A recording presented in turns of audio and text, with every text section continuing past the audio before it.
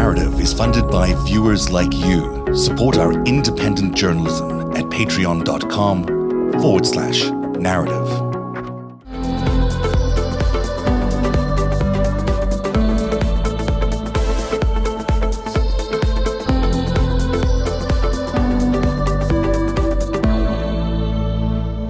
Before the shooting, Kyle was already being followed around by a crew from the Daily Caller who were shooting a whole bunch of things around there, but they were embedded with these guys. This is from before the shooting, and Kyle Rittenhouse is explaining what he's doing there that night.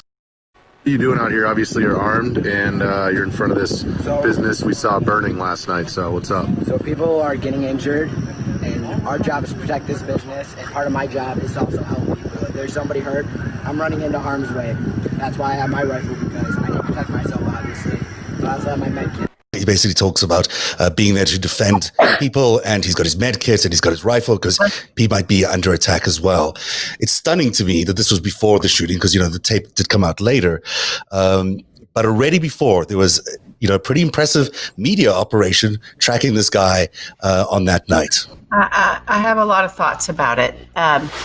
So what did Kyle become? Kyle became a mass shooter. He became a shooter. He shot more than one person. He killed two people. He injured another. Did he injure more than? I think he just injured one other. There's two dead and one other injured. Yeah, okay. I believe that's correct. But look at him. That's a boy, and now he's being tried as an adult, as he should be. His mom drove him across straight lines. He had his weapon. There is. And this is hard to talk about because it's not something to get conspiratorial over. It's just something for us to understand exists. Okay? So when we look at these young men, these boys, right, that turn to a weapon and use it for whatever reason, right, in a crowded situation, there's a lot that goes on with them before that happens to enculturate them or radicalize them or give them some sort of worldview that has them attach themselves to their weapon in a meaningful way. And I'll frame it that way because it can be full-on radicalization, like what we saw with Dylan Roof and his weapon, and he was deep into the Daily Stormer and was radicalized through all of those, the neo-Nazi forums. And all this is known about him and came out in his case, and they know what his online activity was and that he was in there learning an ideology and bathing himself in it that allowed him to attach himself to his weapon with meaning and then go out in the world and use it based on that meaning that he had associated with it, that he had been radicalized to do. The same thing happened with the Parkland shooter. Same thing. And no one wants to talk about that too much. And by us saying things like, and I sometimes get into this with people. I got into this with the mass shooters, with the people who say, don't say their names. They want the fame. It glorifies them. This is what they're going for. And I have a very different perspective. I have a perspective as a parent. And my perspective as a parent is that for where it's these young men that are they're teenagers, right? I want to know what happened to them. I don't want to erase their name and call them a monster. They're a child. What happened to this child, and what was going on with this child that had them attach themselves to a weapon with meaning and then go and use that weapon? And I think we have to start looking at it that way, not so that they can get off for being accountable for what they've done, but so that we can understand what the fuck is going on with our young people and where do they find themselves. Clearly, this young man found himself a thought pattern, probably from the Daily Caller. He probably was communicating with them. Why are they there following them? How does he know how to be where they are? Why did he think he was a medic? Why does he think he's a medic? Right. He's got gloves on. Who told him to wear gloves and have his weapon and have his med kit? He was ready for doing his part to fulfill his ideology that he had that had him thinking that that weapon was somehow a tool for him to use for his social means. He was attached to it in a way that had meaning for him, and therefore he felt free to use it as an execution device to fulfill that meaning, whether it's I'm going up against these radical, Antifa, I'm going to shoot them. And he thought he was doing this. He went to the police and he's waving at the police and sort of saying, they're there and I shot them. But he thinks he's part of law enforcement or some kind of service, right? In the service of some kind of bigger thing. He wasn't there as a lone wolf actor doing something. And we need to look at all of that and how that gets formed and understand that our young people are being radicalized into this shit. This was Blue Lives Matter that radicalized him. He, in terms of the social media that we've been able to piece together, it was Blue Lives Matter that was his, galvanizing force. And he used to spend a lot of time as an intern or apprentice, whatever they do in the police force. So he got attached to the police that way. So he wasn't actually, he did feel like he was part of them in Kenosha. He didn't feel, he did feel like he was one of the interesting data point, LB brought up the fact that the Daily Caller was following him around that night, which seems suspicious. And another, fact that's out there is that, some months earlier, I don't know how many months earlier it was, but there was a big Donald Trump rally, and Rittenhouse is in the front row at the rally. Right. In Bloomberg News. Which is hard to get to. I mean, I don't. Maybe it isn't that hard to get to, but let me just say this: we can get to it, but it's not to be approached conspiratorially, you guys. The point is what we were just talking about is that there's an ecosystem.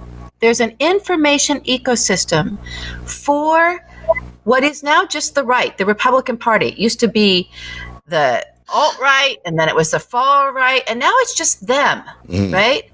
And they have an ecosystem with thinking, with ideology, with symbols, with all of this stuff that young people are getting into, and even grandmas are getting in there, and they don't know how to distinguish this sort of concocted by propaganda false reality of the world, of this sort of fantasy that they're entering, and the real world.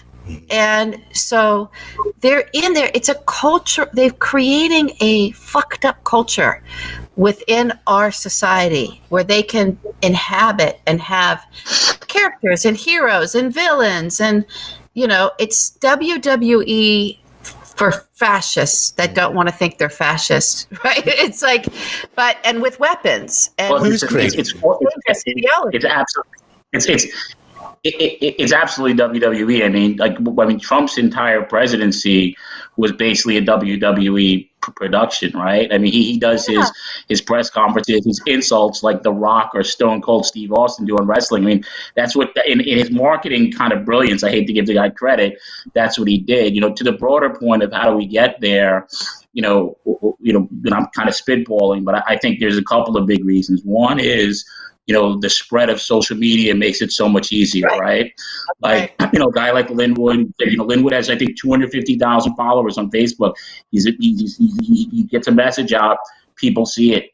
People who live alone or, in isolated areas now have a group. I think another big data point, how could this all happen? It's not an original point, but I feel very strongly about this, is that I think that with President Obama and having had a black president and having had the demographics of the country changing and having certain demographics feel like they're losing their piece of the pie because brown people or people of color are coming in, makes them more susceptible to this rhetoric, right? And I think you take both of those things together, and then you add social media so you can get influential people. Like, what do you have? You have, these lawyers who are close to Giuliani, close to President Trump, who are iconic to some people. They get on social media, say a ton of stuff. Young kids sitting at home in Kenosha, whatnot, sees it, and it resonates, and then they get in their chat rooms, and it's group thinking. Now, this applies both ways. There's extreme people on the left, extreme people on the right. But I do think a big trigger point here was Obama winning the presidency. I mean, if you look at the Trump administration, it's basically almost, it's not basically, but it's very heavily older white men, right, who've kind of always run things in this country. And I looked at this election as almost their last bastion of hope for keeping women out, for keeping minorities out, for doing what they want to do and run over. And, they've kind of used that and other things in the social media, I think, to help influence or these impressionable younger people. I think that's part of how it's happened. Nina, this is something you've had a great interest in as well. This sort of this demographic change. I grew up in that area. I know where Antioch is. I grew up in a northwestern suburbs of Chicago and Michigan, and spent a lot of time in that part of Wisconsin. And Don is right. I mean, one of the things is when Obama came in, remember what had happened. He came in at the end of the at the end of the Bush era during an epic crash, and all of the people in that part of the country, my kids, men that I went to high school with, now men, were within months of Obama's election affected by what happened. They weren't affected the way we were in New York the day Lehman Brothers crashed, and you could walk downstairs out of the Time Life building where I worked and see these people carrying their boxes out of Lehman Brothers, and all the storefronts in Manhattan were shutting because the commercial real estate crashed in 1 week and restaurants were gone. That didn't happen. Off the cliff. Months, 3 months, 4 months later, Obama is elected, and now the ripple has hit suburban Chicago and Antioch and all of these places where they had been actually living in a bubble for a long time, and down they went. What did they do? Instantly, because they already have, as Don says, they already have this undercurrent of there's a brown person running the country now. They blamed him for everything. So that was the start in that part of the country. That was the start of this, I think. But to Kyle and the gun, LB, he got that gun. He went up to Upper Wisconsin with an 18-year-old and bought the gun. And his mother is from Northern Michigan. And his mother, talking to the Chicago Tribune, says, well, I don't have a gun, but I believe in my Second Amendment rights, and everybody should be able to carry whatever kind of gun they want. And it just makes me wonder whether there isn't some connection between that, the Daily Caller and this kid and those guys in Michigan who've taken over the Lansing state legislature, the Capitol. Well, I mean, I think they must be connected. This is a heartland phenomenon. Here's how they're connected. It is a phenomenon from the heartland, and I'm from the heartland too. I am. I've just been out here for a long time. But here's the connection. The connection is for anyone who's from where I'm from, and Nina, where you from? When you saw Donald Trump come down that escalator and you heard that shit come out of his mouth, we said, "Holy fuck, he's waking it up. He's waking it up." And he's going to win. And people thought we were crazy because they're not from where we're from. And I knew what he was waking up in white America. I knew what he was unearthing. And I was fucking terrified of it. I was like, this is really dangerous. This is going to work. And people thought I was insane for thinking that. So that's the fracture in our society. And it's the disconnect from state to state based on where you're raised and what you understand. That is a prime, it's like the most beautiful sort of, excuse me for being crude, just sort of gorgeous fuckable woman for our enemies, right? Like they look at those fracture points and they're like, we're coming in. And they know how to come in. They own these fucking devices and these platforms on them. They built those. They're in there and they know how to come in. They have a science behind it and they come in with their shit, with their fucking propaganda, and they've weaponized people's minds. They have. And now we have an entire political party who understood that was what was happening, invited it to happen because they said, like Don recognized, that's the white male patriarchy, that party. And that party was like, we could use this. This will work for us, right? And they've been paving the way for it all along. Think about how much Rush Limbaugh was on there and Bill O'Reilly talking during the Obama years and even before about how we're going to be the minority and, the demographics are changing and, like we got to get the immigrants. They were starting all that. They started all that shit back in the early 2000s. I listened to that fucking talk radio. I know they were saying that shit. I heard it. So they were already starting, paving that. In come our enemies into those cracks and inflame it and know how to really do it. They know how to do it. And that's what we're living through. People have been radicalized. Their brains are gone. Given that you're from the heartland, you're from the heartland, and you're saying you saw this happening, like to just kind of juxtapose it to even real life.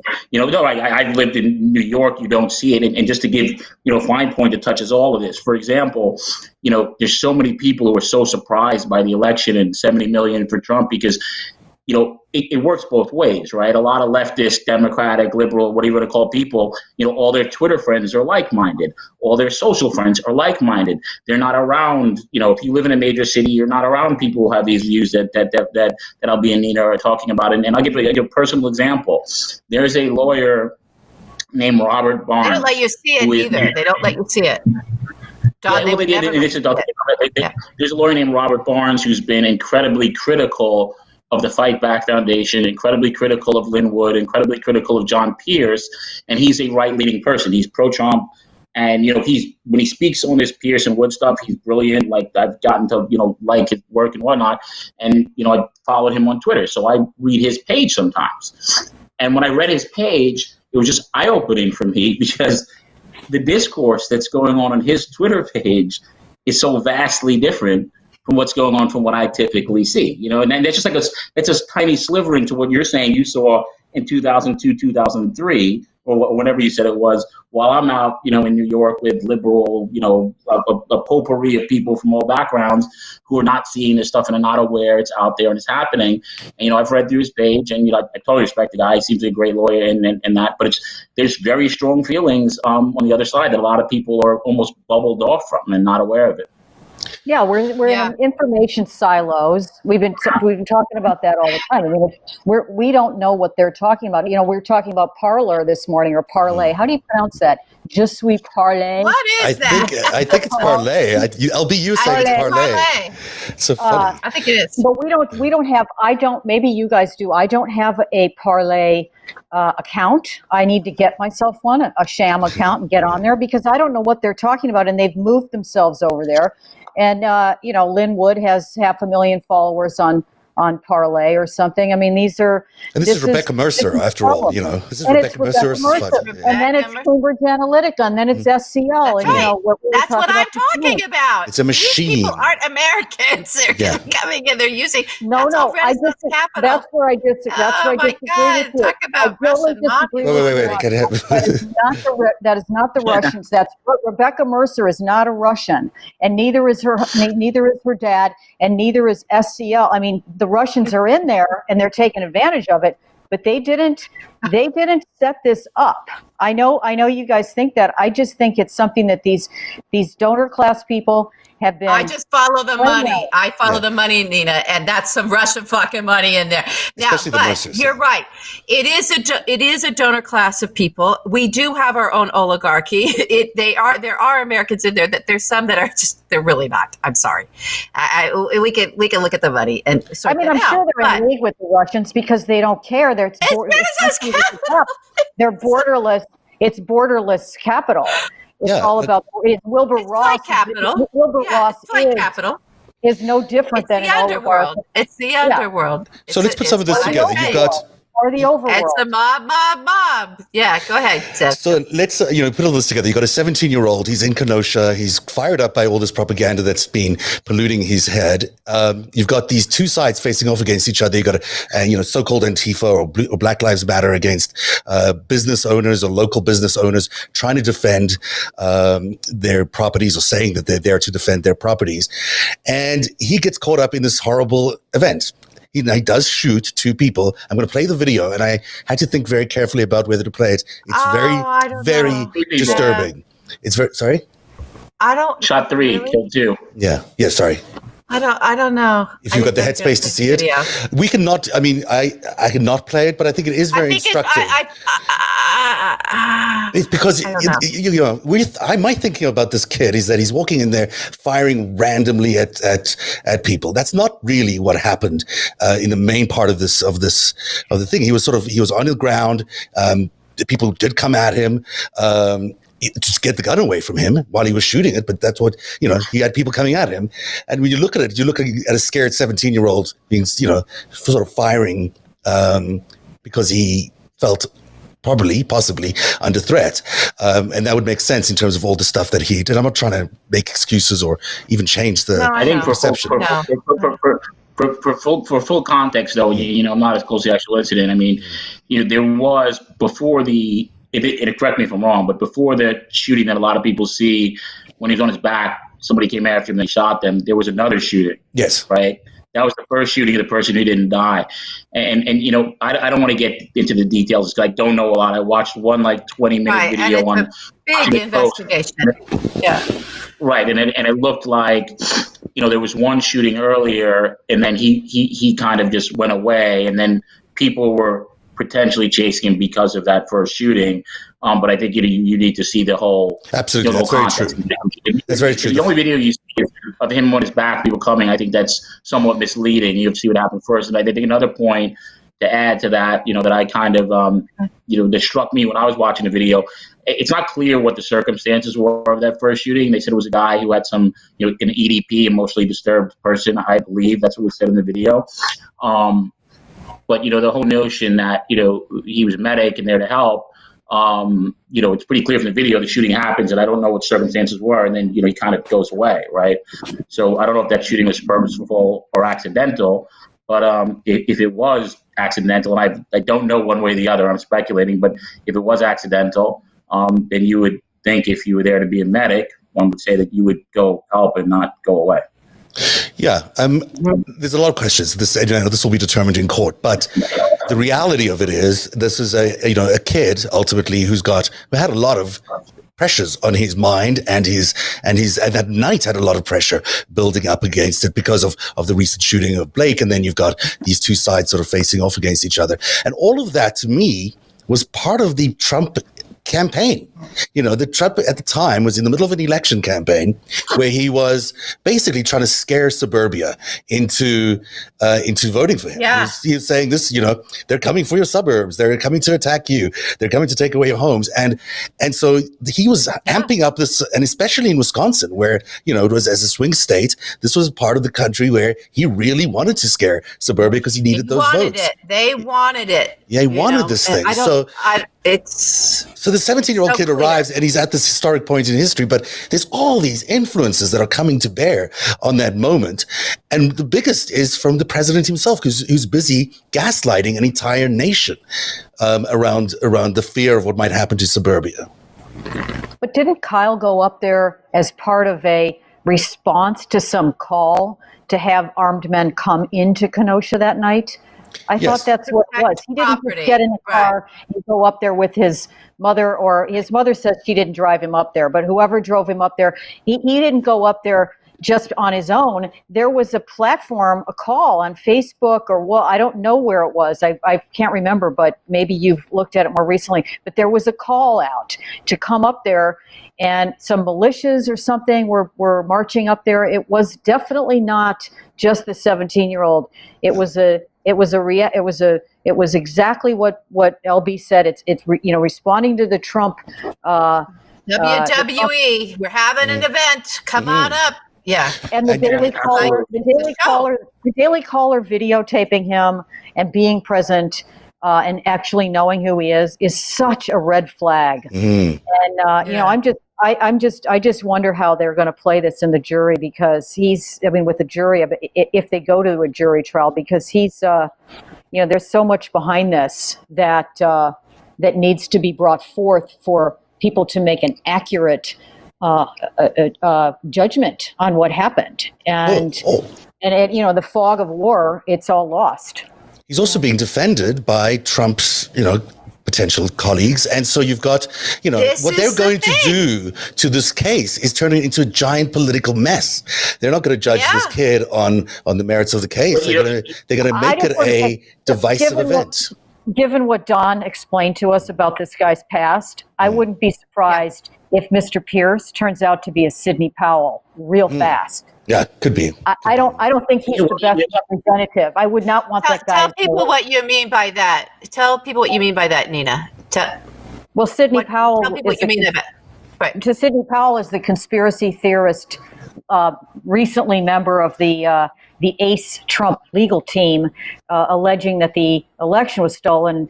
She got on in the press conference where Giuliani leaked hair dye all over himself. She got up and talked about how the Venezuelans and the long dead Hugo Chavez is in our voting machines, and that there was some kind of Cuban communist conspiracy to steal the election. And I guess that was too much even for Jenna Ellis, the white evangelical Christian Trump lawyer, and Nosferatu himself, Rudy Giuliani. And they fired her. A couple of interesting points in response to that is, according to an article in the Milwaukee Journal Sentinel, I think it came out yesterday, the prosecutor's office has already complained to the judge in Wisconsin that Pierce's conduct on Twitter is unethical. And that has to do with him saying, something like this is like a revolutionary war. A couple of days ago, Pierce actually went further. Well, he said, it's time to dust off your Second Amendment rights. Don't tread on me. He'd already gotten in trouble for the prior Revolutionary War statements.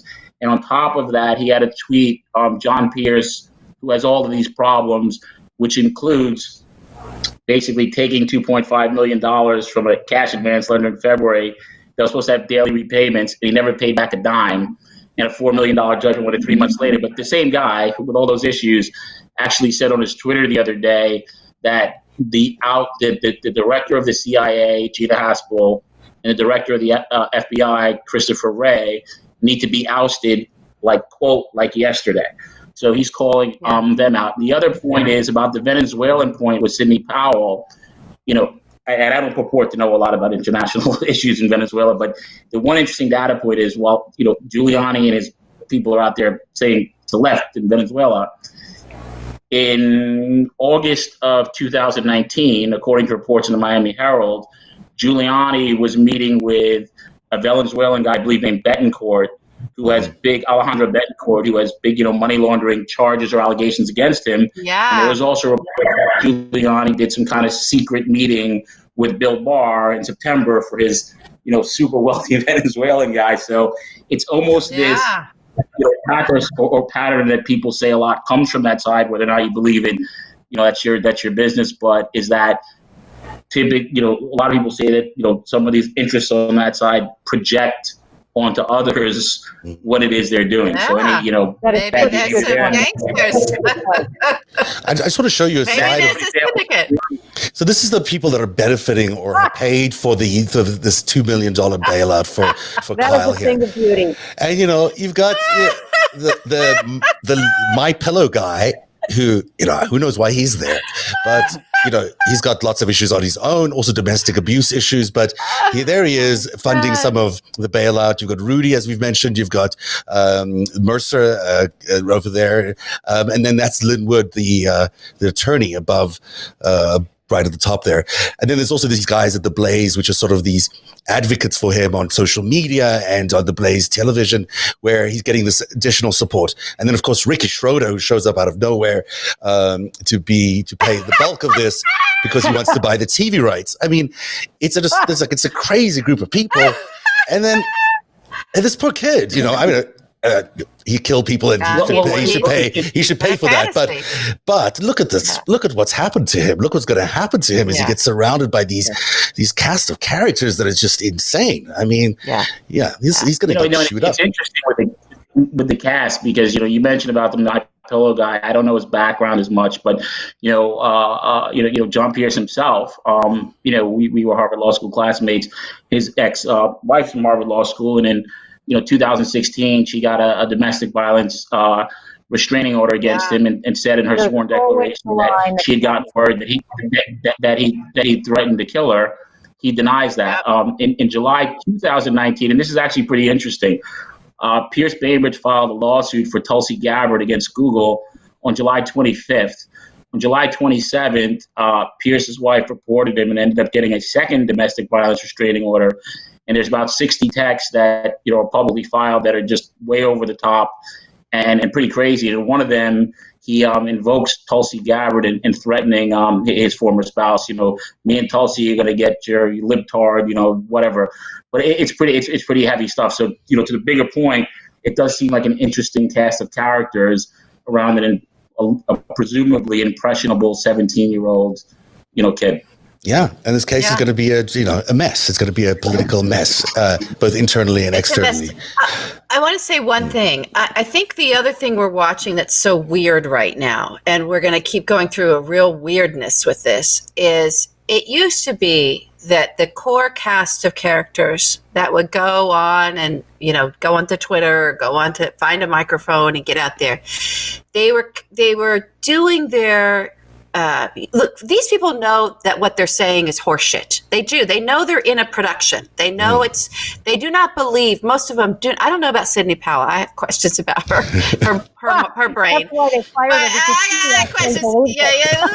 She might be, I don't know. She's either some weird intelligence operative that just took way too much of what they gave her. I don't know what she is, right? So, but these people, they know, like Jenna Ellis, she knows she's saying horseshit. She's like, so it used to be that all of that was for, I get in the echo. All of that was for an audience of one. It was for Donald. Right. No one needs to do this for Donald anymore. Donald's fucking toast. Goodbye. He's done. So now they're doing it for... They're doing it for the 70 million. For the fans in the stand, for the WME fans in the stands, to keep the show going. They're doing it for those folks, and those folks have a whole language. They're looking for things. You've got Q people in there, and you've got still the Mike Flynn star people in there. You've got all these different fan groups, right? It's like sports teams all put together in one. And so they're saying, that's why this weird shit's coming out of their mouth, because they're speaking to one group over here and another group over there. And it's starting to get really fucking weird. It was actually easier to have for our brains to follow this and process this when it was just an audience of one.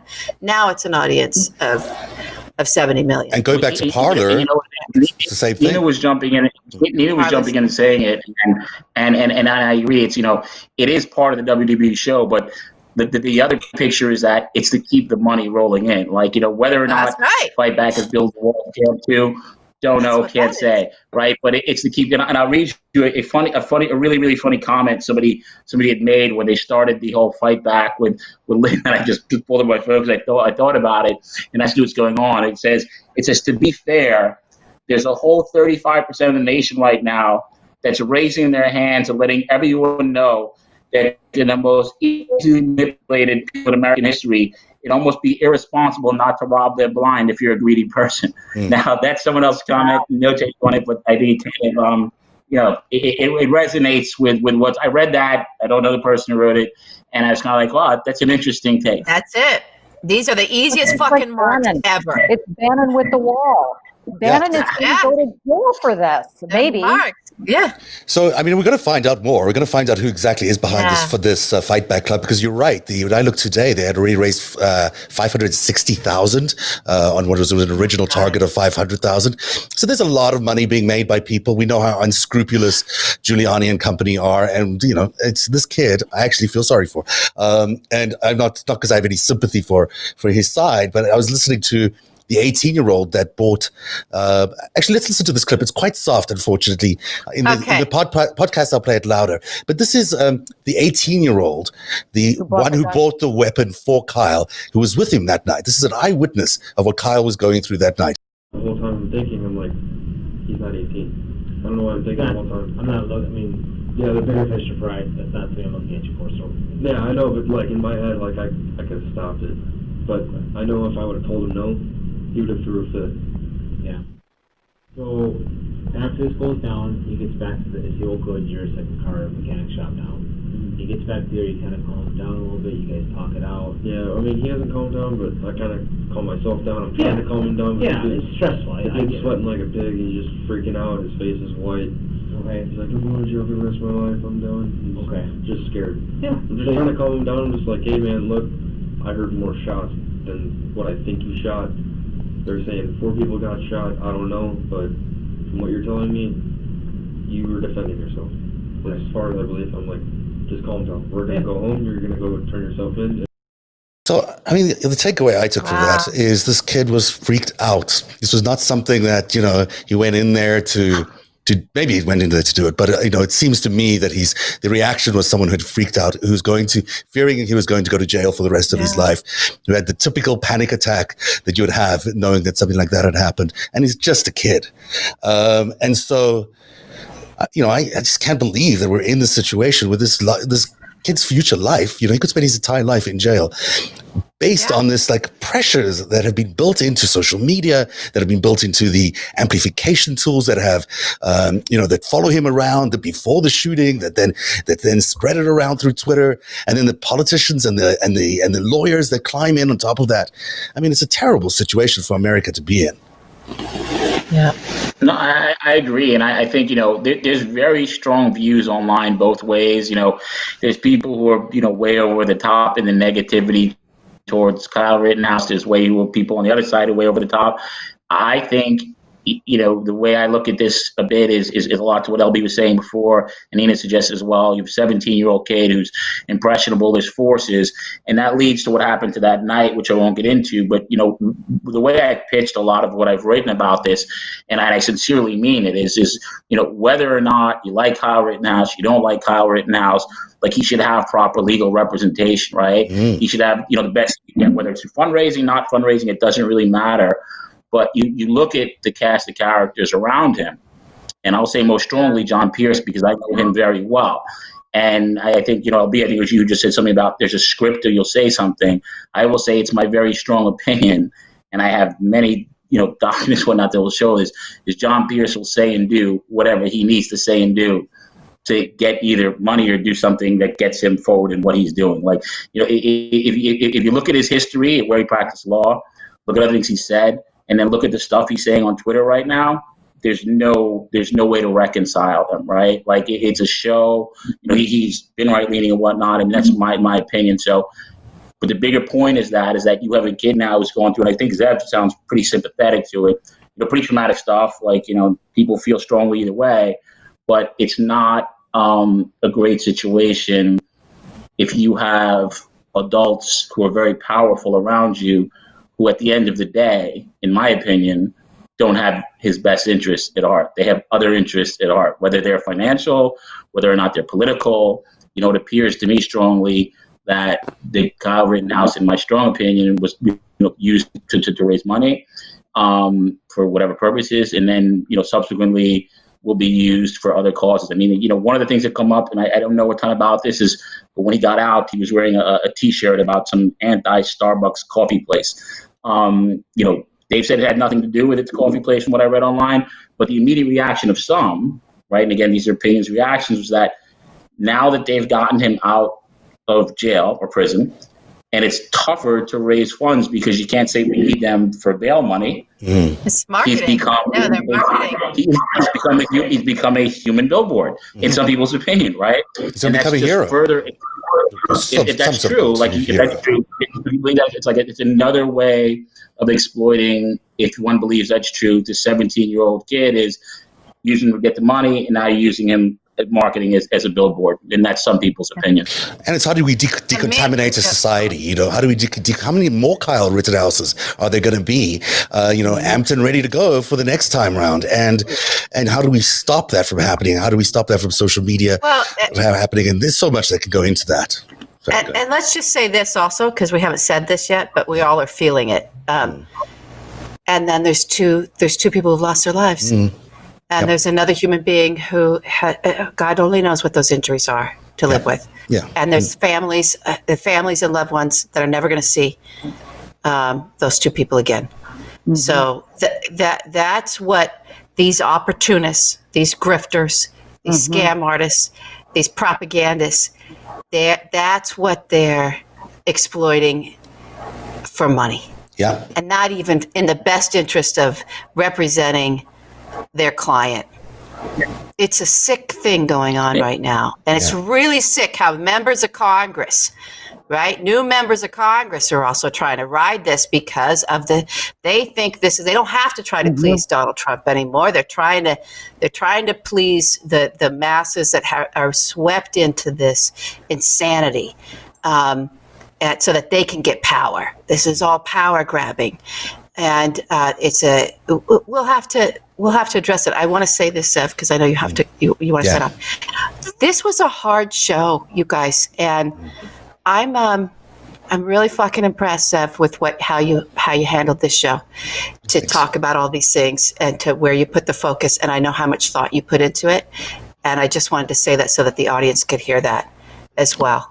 Thanks for that. Very grateful. And also, I should say to Don. Very grateful for Don. Yeah, very grateful. I want to thank Don. Don, the work you've done. Thank you guys for having me on. The things you've been putting on Twitter. I feel like I'm on royalty. The information is really, really important. Yeah, Don reached out to me about 2 or 3 months ago out of the blue, on LinkedIn, and he has been doggedly, arguing this when I didn't even know. I mean, I probably knew who Rittenhouse was, but I didn't know any of these lawyers or anything. And he's been documenting this so carefully and advocating on behalf of the victims. It's just a very impressive show of work and your commitment to this is fantastic. So thanks very much, Don. And one other thing I like to throw in, LB just made a great point about there are victims here and there are their families, and they're just kind of not getting recognized and run over. No. And can you imagine how offensive it would be to be the parents of the family of the 2 people who were killed and see a picture online of John Pierce, Kyle Rittenhouse, and Ricky Schroeder cheesing with huge smiles like it's a party that he got out on bail when there's no remorse. The kid is saying, I don't regret it. That has to be immensely offensive and getting known. And the other thing I'll say, which is the point I have to make is, a lot of the conversation has been, people talk about Khalif Browder. People know that situation, right? The Khalif Browder situation, people look into it if you don't know it. They make juxtapositions. And, one of the, comments I've heard frequently is if that was a black 17-year-old, there would have never been bail, right? There would have never been bail. There would have been $2 million. But my response to that is, and this is emotional, is it's not that there wouldn't have been bail. He wouldn't have made it out of there alive that night, right? If a black kid had done the same thing, he would have been dead at the scene, in my opinion, right? So the whole conversation about it wouldn't have, it's my opinion, right? Like, I can't say for sure, but like a black kid walks into a situation with the same police officers who are letting Kyle Rittenhouse walk by with a gun like this and has killed 2 people, right? Yeah. Black people have gotten killed for cell phones, toy guns. You're not even talking about bail. You're talking about funeral arrangements, in my opinion. So that's another part of the equation that is pretty, tough to see. And I think in this, I'll let it go. It is the arrogance and the complete disconnect from humanity, in my point, and decency that would have you bail the kid out. Which, that's fine. You got the money, do it. Go do it quietly. You don't go on social media posting pictures with Ricky Schroeder cheesing like it's some big, party night. I mean, it's offensive, it's arrogant, and quite frankly, it's ignorant. Yeah, I mean, that's my and particularly, like, if I'm going to go too far and personal, if you have a track record like this guy, John Pierce, and anybody who wants to come on my Twitter, whatever, you can read up on him. It is a abhorrent track record that he has as a lawyer, as apparently a father of his children, as a husband to his wife. And this is not me saying it. There's 12 people who sued him. There's his wife who put all this stuff out in the public domain, his ex-wife. And to thrust yourself in and take victory laps around something like this. It just shows me just a disconnect with either any level of humanity, decency, or reality. That's my personal opinion. That's a good one. Thank you very much for sharing that and pointing that out. And Nina, we all have to go, but do you want to do a last word here, or any thoughts from you? No, I just want to thank Don, and you're absolutely right. The grins are really what got me in the end. It's just that there's not enough shame in the world to cover these people. I'm ashamed to be an American and be in the same country with them. It's disgusting. And the fact that we're in a situation where our people, where there's an audience for that, it's not any longer just taking joy from Donald Trump, saying misogynistic things to women or firing people and humiliating them on television. That is entertaining. That this is something that people get pleasure from. I mean, where are we? Narativ is funded by viewers like you. Support our independent journalism at patreon.com/narrative.